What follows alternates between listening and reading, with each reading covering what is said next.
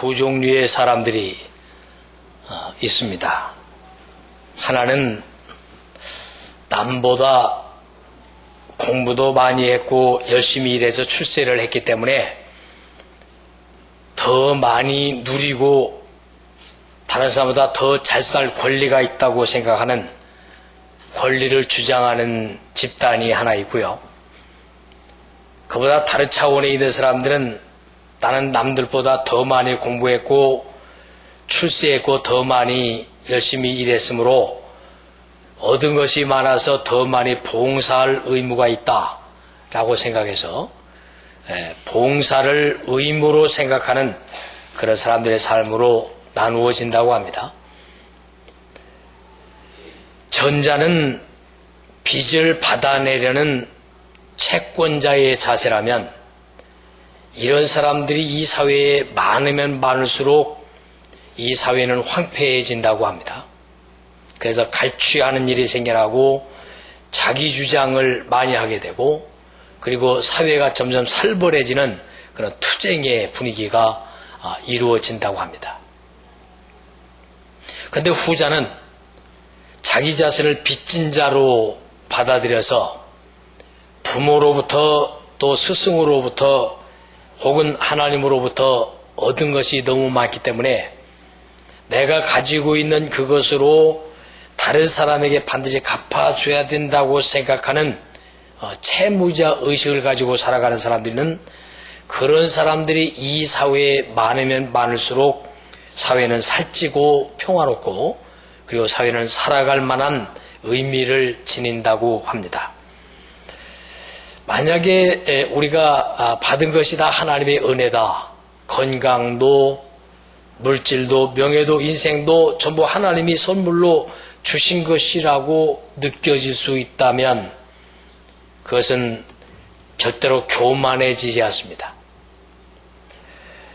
내가 건강을 받았다고 해서 신체적으로 건강하지 않은 사람들을 무시한다면 그 사람은 건강을 누릴 만한 자격이 없는 사람입니다. 물질을 좀 다른 사람보다 많이 가지고 있다고 해서 가난한 사람을 무시한다면 그는 그 물질을 가질 만한 특권을 누리기에는 부족한 사람이라고 말합니다. 학벌이 좋고 문벌이 있다고 해서 그렇지 못한 사람을 무시한다면 그는 그 학문이 그를 더 부끄럽게 하고 아프게 할 뿐입니다.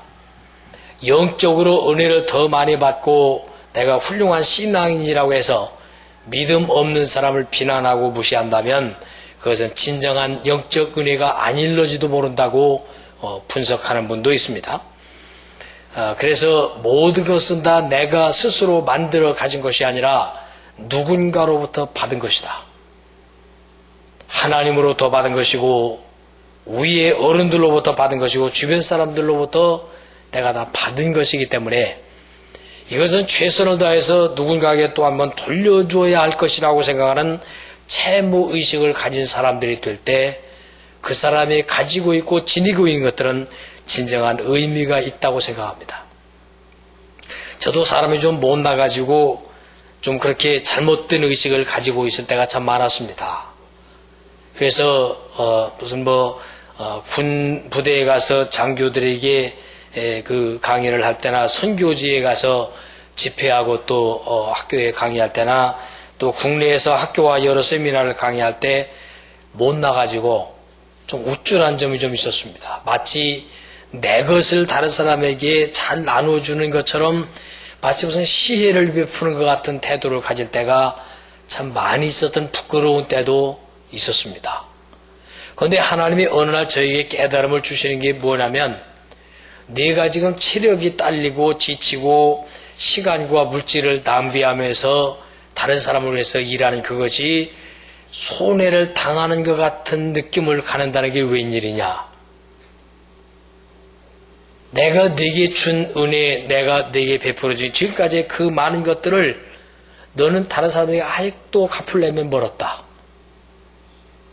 내가 받은 게 얼마나 많은데 내가 네게 맡겨준 게 얼마나 많은데 너는 그 중에 일부를 다른 사람을 위해서 쓰면서 어쩌면 이렇게 형편없는 존재로 오만할 수 있느냐라고 하는 주님의 은혜를 깨달은 날부터 전 생각을 좀 바꾸어 먹기 시작하면서 엎드렸습니다. 하나님, 그렇습니다.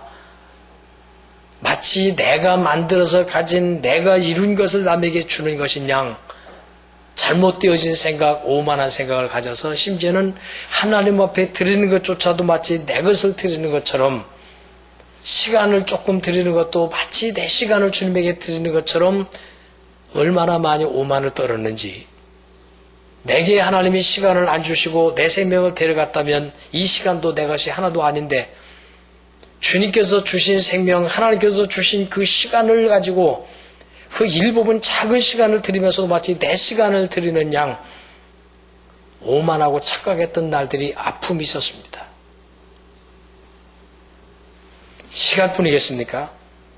물질을 헌금을 조금 하면서도 마치 내 것으로 하나님 앞에서 적선하는 것처럼 생색을 내는 의식이 있을 때, 내가 너에게 직장에서 일할 수 있는 힘을 안 주고, 내가 노력하고 애쓸 만큼 지혜를 안 주고, 아무것도 너에게 조건을 안 줬다면 내가 어떻게 벌었겠냐.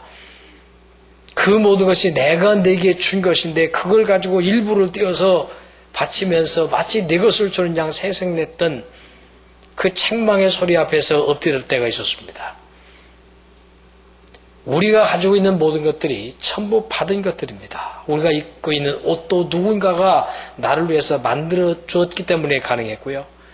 누군가가 나를 위해서 땀 흘려 농사 지었기 때문에 내가 먹을 수 있는 것들이 있었고요. 누군가가 회사를 만들고 일터를 만들어 주었기 때문에 내가 일할 수 있으므로 전부 우리는 받아서 누리는 사람들이지, 우리가 희생을 해주거나 손해를 봐주는 사람들이 아니라는 사실을 깨달을 때에야 그때부터 하나님의 은혜가 우리에게 임하기 시작한다는 것을 아셔야 합니다. 슈바이처 박사가 자기 자신을 빚진 자로 생각하며 살았는데, 그는 이렇게 말했습니다. 내가 건강할 때 다른 약한 사람들, 병든 사람들을 보면서 자랑으로 생각한다면 그것은 하나님 앞에 죄를 짓는 것이다. 더 많은 봉사할 의무와 빚으로 느끼며 살아야 되고, 주위에 있는 사람들의 불행과 고통을 보면서 현재의 행복한 삶의 부담을 느끼면서 내가 무엇인가로 갚아야 될 의무감이 솟아나야 은혜 받았다는 증거가 아니겠느냐. 그는 그런 그 감동으로 아프리카로 건너갔고, 세계 인류의 괴로움의 한 몫을 당신이 감당하려고 애를 썼던 삶을 그런 고백을 했습니다. 바울 사도가 일평생 살면서 빚진 자의 간절한 심정으로 그린 복음이 성경 전체의 바울서 속에 다 나타나 있지만, 특별히 오늘 본문에서 기록된 내용은 바로 내가 복음을 전할지라도 자랑할 것이 없다 라고 오늘 16절에서 시작하고 있죠. 내가 무엇을 얻든지 못 얻든지 부득불 그 일을 난 해야 한다. 왜냐하면 복음을 전하지 않으면 내게 화가 있을 것이기 때문에, 내가 받은 것을 나눠줘야 되기 때문에, 내가 받은 것을 주님에게 돌려드리듯 누군가에게 돌려줘야 하기 때문에, 돌려주지 않고 우리 주님께서 말씀하신 대로 1달란트, 5달란트, 10달란트를 맡겨놓은 사람들이 그것을 사용해서 돌려줘야 할 것을 땅에 묻어놓고 그곳에다가 숨겨놓았다가 원금만 돌려주는 것 같은, 우리에게 주신 은혜와 하나님의 사명을 돌려주지 않고 내가 묻어둔다고 하는 것이 화가 있을 것이라고 하는 그런 책망의 소리를 오늘 바울사도는 우리들에게 전하고 있는 겁니다. 그래서 사람들은 바울사도를 미쳤다라고 표현하기도 했는데, 그분은 완전히 미친 분이었습니다. 어떤 것이었냐면, 내가 미쳤어도 하나님을 위해서 미친 것이고, 내가 정신이 온전하여도 너희들을 위한 것이니 그리스도의 사랑이 내 속에서 강권하기 때문이다라고 고린도후서 5장 13절에서 고백을 한 부분이 있습니다. 그게 바울사도의 신앙이고 헌신이었습니다.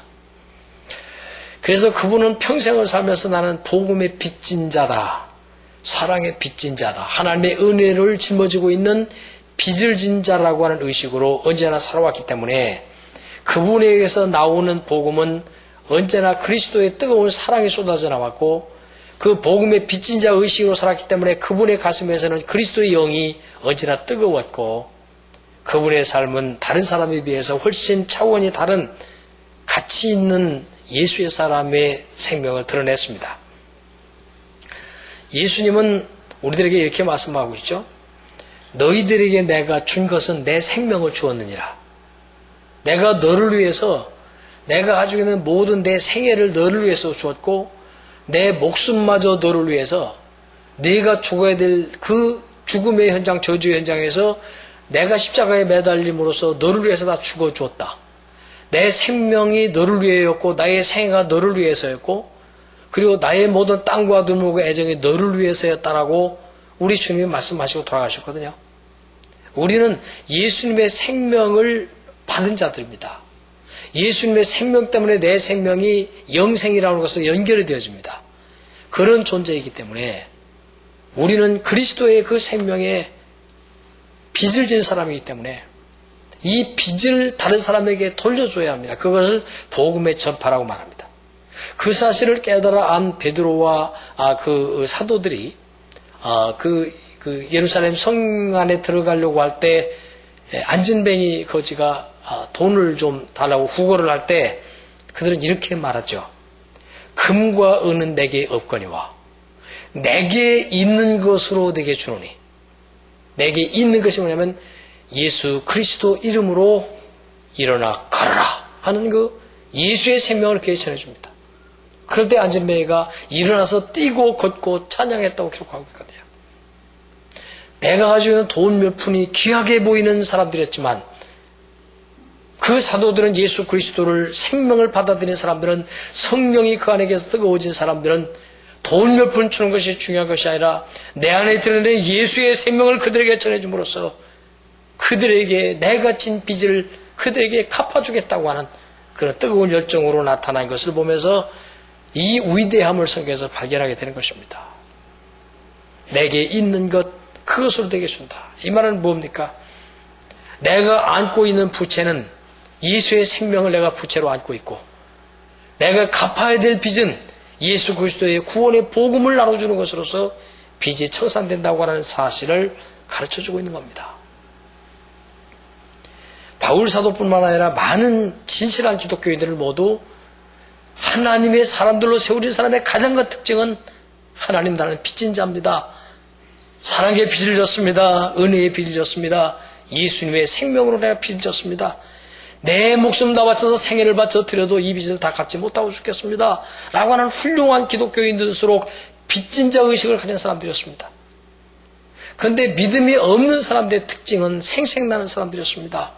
내가 이것을 했는데 내가 주님에게 이렇게 시간을 드렸는데 물질을 드렸는데 은사를 드렸는데 내가 이만한 이 일을 공로를 세우는데라고 믿음이 없는 증거를 드러내는 것이 바로 공로의식이고 정말로 믿음이 훌륭한 사람들의 가장 아름다운 특징은 빚을 진 자로서 하나님 내가 이 빚을 다 갚지 못하고 주님 앞에 가겠습니다. 그런 심정으로 엎드린다는 거예요. 그게 믿음 있는 사람들의 가장 큰 특징이고 아름다움이었습니다. 그래서 오늘 본문 말씀에서 내가 복음을 전할지라도 하나도 자랑할 것이 없다. 왜냐면 내가 이것은 무엇 소득을 얻든 못 얻든 부득불 반드시 해야 될 일이기 때문에 이것은 빚을 갚는 일이기 때문에 나는 자랑할 것이 없다라고 고백하고 있는 본문이 시작되는 것입니다. 뒤로 넘어가서 19절 20절로 보면 내가 모든 사람에게 자유했으나 스스로 모든 사람에게 종이 된 것은 더 많은 사람들에게 복음을 전하여 그들을 주님에게로 이끌어둬야 될 빚을 갚는 것이기 때문에 내가 유대인들에게는 유대인처럼 되어지고 율법 아래 있는 사람에게 율법 아래 있는 사람처럼 내가 되어지고 이방인에게는 이방인처럼 되어져서 그들을 각자가 다 내가 빚을 갚아야 될 주님의 대상이라는 사실을 고백하고 있다는 것이죠. 인도에 나갔던 어떤 선교사님이 눈물로 호소를 하면서 자신이 깨달은 바 은혜를 고백했던 말이 지금 선교를 하고 있는 모든 사람에게 심어진 내용이었죠. 그분은 하나님 앞에 엎드려서 깨달은 것이 뭐냐면 내가 그들을 향해서 빚을 갚으러 복음을 전하러 가든지 아니면 내가 가지 못하면 보내기라도 해야 될 거 아니냐. 그런 그 주님의 음성을 듣고, 그래서 그가 표를 하나, 선교표를 하나 딱 써놓고 매일 그 앞에 무릎 꿇고 기도를 했는데, Go or send. 가든지 아니면 보내라. 그것이 아주 선교의 대명제로 지금 전 세계에 많이 알게 된 그 용어가 됐죠. 복음을 들고 네가 가든지, 네가 갈 형편이 못 되면 복음을 들고 다른 사람에게 보내질 때 네가 시간이나 기도나 헌금을 줘서라도 다른 사람을 보내서라도 내 일을 대행하게 하는 것이 복음 빚진 자에 대해 해야 될 일이 아니겠느냐. 그렇게 명령을 받아들였다는 것이죠. 우리도 마찬가지입니다. 우리 한국교회도 얼마나 빚을 많이 졌습니까? 지금 한국교회가 전 인구의 4분의 1이라고 하는 그런 기독교인의 통계를 내놓을 정도로 굉장하게 숫자가 늘어났습니다. 세계적으로 아주 소문난 한국교회가 됐습니다. 그런데 이런 축복을 누리게 된 배경에는 상상할 수도 없는 눈물과 땀이 배었다는 사실을 우리는 반드시 기억해야 합니다. 27살의 나이로 선교의 비전을 품고 영국에서 중국으로 건너온 토마스 선교사. 중국에 오자마자 27살의 꽃다운 나이에 그만 같이 동행했던 사랑하는 아내를 병으로 잃습니다. 아내를 잃어버린 상처가 채 아물기도 전에 그는 한 가지 새로운 소식을 접합니다. 저 중국 끝자락 한 모퉁이에 붙어있는 한반도라고 하는 조그마한 조선이라는 나라가 있는데 그 백성들이 아직도 예수를 믿지 않고 있으며 복음을 들은 일이 없다는 소식을 듣고 그는 그 가슴에 뜨거움을 가지고 그 아내를 잃은 슬픔이 가시지도 않은 그 아픈 가슴을 안고 그 중국말로 된 성경을 배에다 싣고 한국을 향하여 대동강 쪽으로 흘러내려옵니다. 그때는 대원군이 쇄국전책을 쓰고 있었던 때였기 때문에 그 예수의 그 이름만 입에다 올리는 사람만 있어도 다 잡아다가 감옥에 가두고 죽이던 그런 살벌한 상황이었습니다. 그때는 예수라는 말이 아니고 야소라고 불렀습니다. 그래서 그런 소리 한마디도 내지 못할 때 그는 그런 상황에 아랑곳하지 않고 대동강을 거슬려 성경을 전해주려고 한국 땅으로 거슬러 올라옵니다. 관원들이 그의 배에다가 불을 질렀고 드디어 강변으로 끌어올려온 그는 칼에 맞아서 순교를 합니다.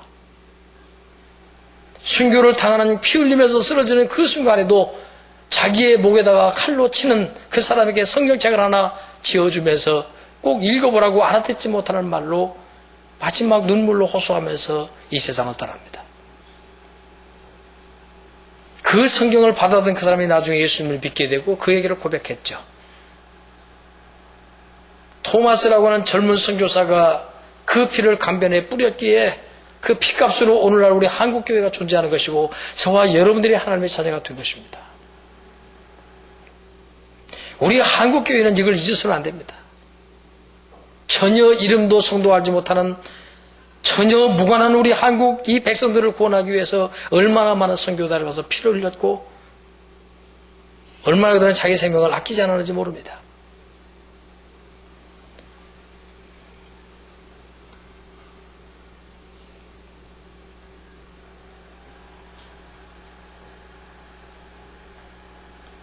우리의 가슴 속에 정말 예수의 생명이 들어와 있다면, 우리의 가슴 속에 정말로 성령님이 와 계시다면 오늘 이 하나님의 말씀을 읽고 들을 때 우리 가슴에 뜨거움이 생겨나야 합니다. 이 말씀이 우리 속에 들어있는 성령이 우리를 움직이고 내 안에서 탄식하는 소리가 들려야 합니다. 내가 너무나도 큰 부채를 안고 있구나. 하나님의 사랑의 부채, 하나님의 은혜의 부채, 그 많은 믿음의 선배들에 의해서 전해져 있던 그 많은 피 흘림의 부채가 나를 구원하기 위해서 제공되어진 은혜였구나. 양화진에 가면 비석이 많이 섰습니다. 이 땅에 복음을 전하기 위해서 1세기 전에 발을 들여놨다가 풍토병에 걸려서 죽은 선교사들, 이 환경에 잘 적응 못해서 죽은 어린 선교사의 자녀들, 그 선교사의 부인들의 무덤, 제명대로 살지 못하고 일찍 세상을 떠난 젊은 선교사들의 무덤들이 이름도 없이 무명의 선교사들의 그 비석에 많이 섰습니다. 이분들의 희생을 우리는 까맣게 잊어버리고 있습니다.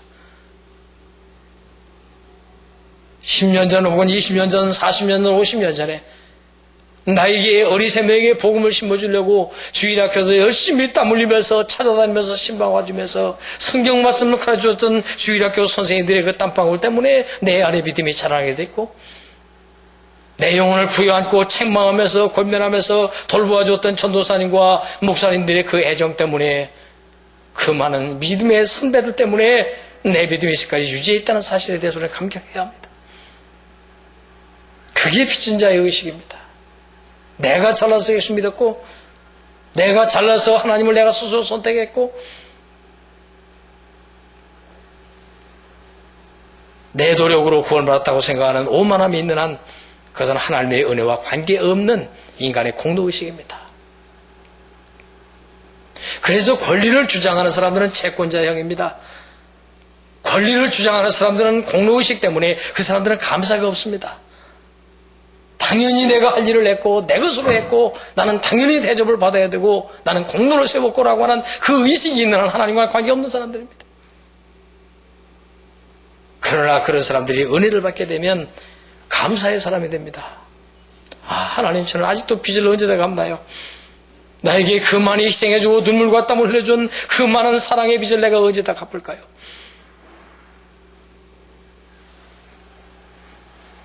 잠원동에 우리 개척에 있을 때, 개척에서 3년쯤 되어졌을 때 우리 교회에 한 젊은 30대 초반 되어진 한 집사님이 우리 교회에 등록했습니다.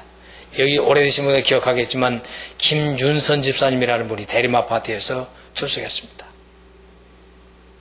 그분이 은혜를 받으면서 신앙의 색깔이 달라지는데, 제가 지도하기에 부담스러울 만큼 채무자 의식으로 가득 채운 사람이었습니다. 애들이 옷을 사주는 게 죄책감을 느낀다고 저한테 와서 고백했습니다. 왜? 더 못 입는 아이들을 보면서 내 아이들에게 좋은 옷, 비싼 옷, 백화점을 사주는 게 왠지 언제부턴가 제가 죄책감이 들기 시작을 했습니다. 자기가 비싼 밥을 먹으면서 비싼 외식을 하면서 못 먹는 사람들이 떠오를 때마다 다 죄책감이 느낍니다라고 고백을 하기 시작합니다. 지금 생각해보면 너무너무 훌륭한 젊은 집사였는데, 다른 사람이 맛보지 못했던, 다른 사람과 전혀 색다른 훌륭한 채무의식을 가진 훌륭한 집사였는데, 그 당시에 제가 왜 이렇게 부담스러운지 모릅니다. 아, 저분은 너무너무 다르기 때문에, 우리 교회 성도들하고 너무너무 다르기 때문에 섞어지지 않는 것 같은 부담.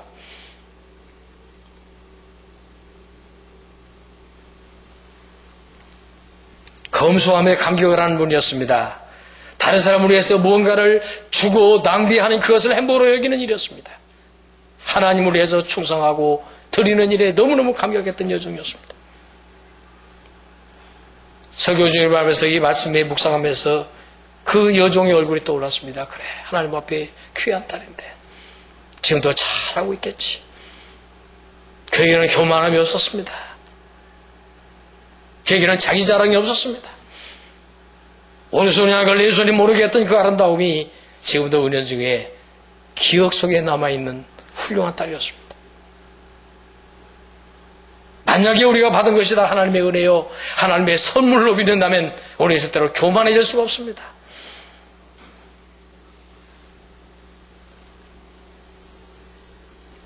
미국의 노예 해방이 되어지기 오래전에 어떤 한 백인 학자가 한 곳을 지나가다 보니까 한 농장 앞에서 다 얼굴이 쭈글쭈글하고 병들어서 허리가 굽어져 있는 불쌍한 흑인 노예를 주인이 건장하게 생기고 아주 힘께 나서게 생긴 백인 아주 배불뚝이 그 주인이 막 채찍으로 마당에 놓고 들겨 패는 걸 봤습니다. 왜 그러냐고 다가가서 해봤더니 하는 말이, 이 늙은 종이, 이 노예가 밥만 처먹고 병들어가지고 일도 못하고 쓴모 같더라. 이것은 옷 입히기도 아깝고 재워주기도 아깝고 먹여주기도 아깝다는 거예요. 이건 죽어야 된다. 이 백인 교수는 너무도 마음이 아파가지고 그 주인하고 협상을 벌였습니다. 그 노예를 제가 사겠습니다. 주인은 얼씨구나 됐다 병든 거 갖다 버리기도 어려웠는데 잘 됐다 그러고 값을 많이 불렀습니다. 보통 흑인을 하나 사는 돈보다 2배 이상을 주고 그 노인을 샀습니다. 자기 집으로 데리고 와서 그 상처들을 쓰다듬으면서 치료해 줘서 정성스럽게 싸매주고 치료를 해줬습니다. 그리고 치료가 다 끝난 다음에 그 병든 그 흑인 노예에게 이렇게 말했습니다. 당신의 몸값을 내가 지불했으니까 당신은 더 이상 노예가 아닙니다. 당신이 하고 싶은 것, 가고 싶은 것, 남은 여생을 살고 싶은 대로 당신에게 자유인으로 권해주니까 자유롭게 사시길 바랍니다라고 놓아줬습니다. 이때 흑인 노예는 흐느껴 울면서 그 교수의 발 앞에 눈물로 얼룩진 모습으로 이렇게 말했습니다. 선생님, 당신은 포악한 주인의 손에서 나를 건져주신 분입니다.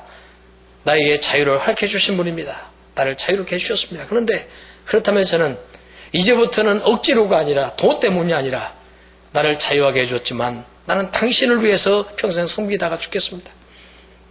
나를 제발 내쫓아주지 말아주십시오.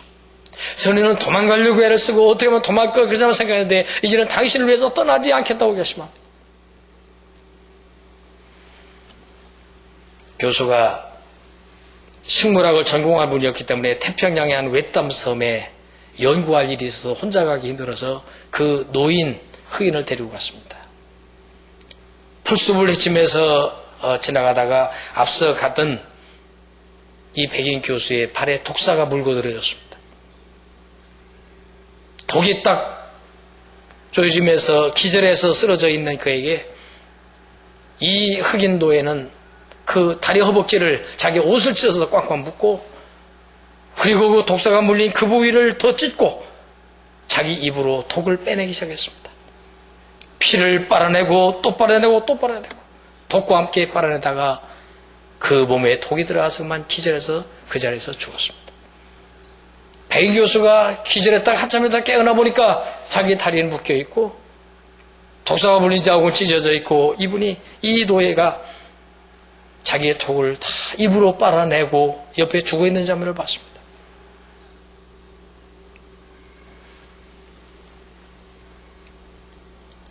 의식을 되찾은 교수는 너무너무 감격해서 종을 끄라고 한없이 눈물 흘려 울다가 그곳에다 묻어주면서 거기다 나무로 깎아서 비석을 하나 세워줬는데 거기에 이렇게 쓰여 있었습니다. 주인을 살리고 죽은 충성스러운 참된 자유인. 빚진 자 의식이란 뭘 말합니까? 감격을 말합니다. 은혜를 입었다고 하는 것은 자기 공로를 드러내는 것이 아니라 나는 받은 것을 되돌려주기에도 모자라다고 느끼는 것입니다. 진정한 그리스도인의 아름다움이죠. 그래서 어떤 분이 이렇게 말합니다. 빚진 자에게는 희생이라는 말이 용납되지 않는다 그랬어요. 자기가 빚을 얻어다 썼는데 빚을 갚는데 빚을 갚으면서 나에게 당신을 희생하는 겁니다 말하는 게 얼마나 어리석은 말이냐고 말했습니다. 바울사도가 그 사상을 말했습니다. 하나님께 받은 바 은혜가 너무 큰데 내가 주님 위해서 시간을 드린다, 내 생애를 드린다, 전도자로서 일을 한다, 예배하고 봉사하고 다른 영혼들을 구원시킨다, 내가 하고 있는 이것을 나에게 희생이라고 말하지 마시오. 나는 빚을 갚는 일이고 빚을 다 갚지도 못하는데 죽을 때 나는 희생이라는 말이 나에게는 어울리지 않습니다. 그래서 그는 교회마다 보내는 서신 첫머리에 이사말에서 나는 그리스도 예수의 종이라고 말합니다. 리빙스톤이 일평생 빚진 자로 살면서 말년에 자기 자신이 살아온 봉사의 생애를 아름다운 글로 이렇게 묘사하고 있었습니다. 들어보십시오. 사람들은 내가 내 일생의 대부분을 아프리카에서 보내며 치른 희생에 대해서 이야기합니다. 그러나 우리가 하나님께 진 큰 빚, 결코 다 갚지 못할 그 빚의 극히 일부를 갚은 것에 불과한 것이 어찌 희생이라고 말할 수 있겠습니까? 건강한 활동 속에서 그 자체의 가장 최고의 보답, 선한 일을 행한다는 그 자각, 마음의 평온, 내세에 있을 영광스러운 운명에 대한 밝은 희망을 가져주는 것이 어찌 희생이란 말입니까? 내세에 우리 안에 또 우리를 위하여 있게 될 영광에 비하면 이 모든 것들은 아무것도 아닙니다. 나는 결코 희생하지 않았습니다. 나에게 희생했다고 말하지 마시오. 우리를 위하여 자기 자신을 희생하신 그리스도의 사랑만 희생이고 우리는 그분에게 빚을 갚아드리는 일부분일 뿐입니다. 리빙스턴이 자기의 저서에다가 남긴 글입니다. 오늘날 기독교인들이 정말로 변화되어야 되고 고쳐야 될 것이 무엇입니까? 공로자 의식을 가진 것은 사탄이가 충격 주고 자극 준 것입니다. 사탄은 오늘 또 우리들에게 자꾸만 충동질합니다. 너 지금 너무 희생하고 있어. 예수 적당히 믿어. 그렇게 예수에게 미치지 마. 그렇게 믿어서 뭐 하려고? 적당히 믿어. 적당히. 너 지금 과하게 희생하고 있는 거야 라고 사탄이는 충동질합니다. 그러나 성경은 우리 깊은 곳에서 이렇게 말합니다. 아닙니다. 주님, 사탄의 충동은 그럴지라도 저는 주님 앞에 빚을 갚을 방법이 없습니다. 내 생애를 다 살고 두 번 태어나서 살아가서 하나님에서 출생한다고 할지라도 그 하나님의 그 생명을 주신 예수님의 사랑에는 나는 도저히 갚을 방법이 없습니다.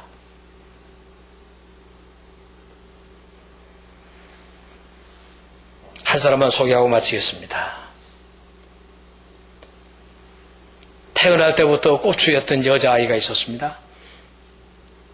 나이가 17살 되어졌을 때 한 번도 집 밖에 창피해서 나가본 일이 없고 부모가 데리고 나가본 일이 없는 바깥 바람을 쏘여보지도 못한 그런 여자아이였습니다. 꼬추라고 창피하게 되었고 부모들도 창피해서 학교조차 보내지 않았습니다. 17살 되어지던 해에 그 집에 어떤 복음 전도자가 찾아왔습니다. 난생 처음으로 교회라는 곳을 가봅니다. 그곳에서 전달되는 하나님의 말씀을 듣습니다. 이제 하나님 앞에 당신은 스스로 감동을 받아보시오.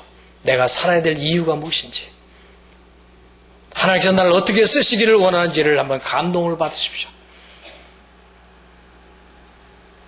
쉬는 시간에 바깥으로 나갔습니다. 많은 사람들이 잔디밭에 벤치에 좋은 자리에 앉아서 마음껏 명상을 즐기고 있는데 이 꼬추 소년은 역시 사람들하고 어울리는 훈련에 안 돼 있어서 쓰레기통 옆에 쭈그리고 앉아 있었습니다.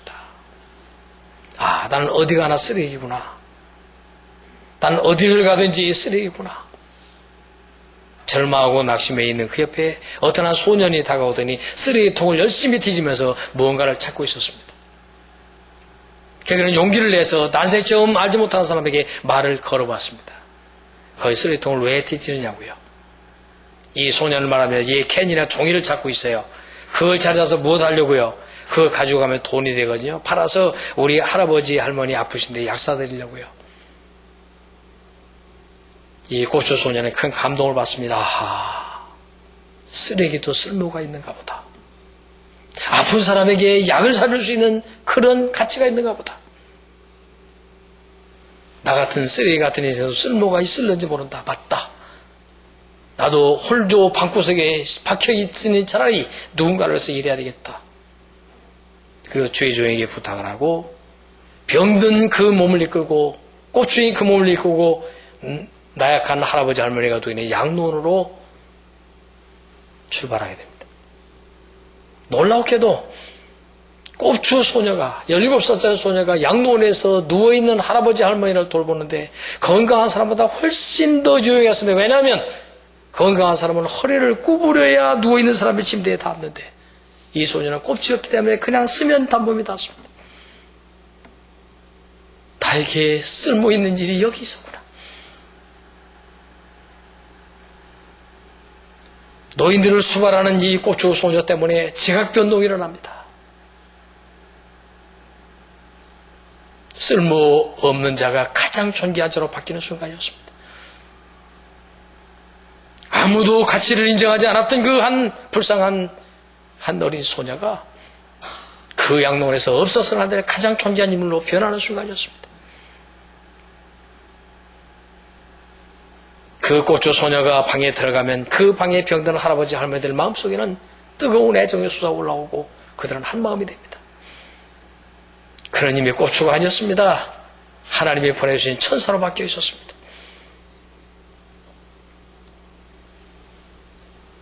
우리는 무익한 종이라고 고백할 수 있는 사람들이 될 때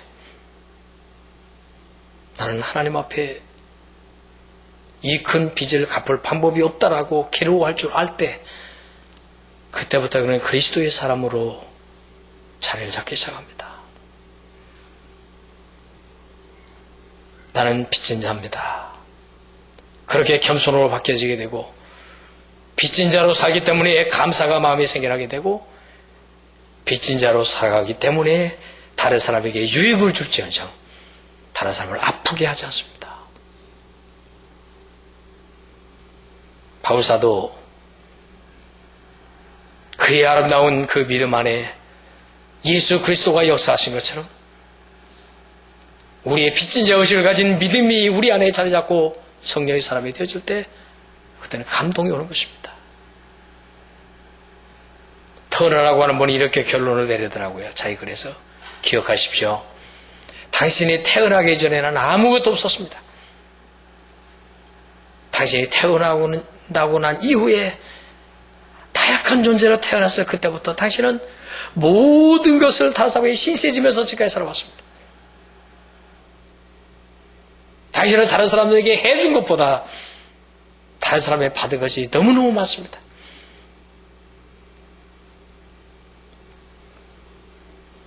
성공의 절정에 서 있다고 오만할지라도 당신은 그것은 당신이 이룬 성공이 아닙니다. 누군가에 의해서 당신 하나를 세워준 것이지, 누군가에 의해서 당신이 만들어진 것이지, 당신 스스로가 만들어진 자랑스러운 존재가 아니라는 사실 기억하십시오.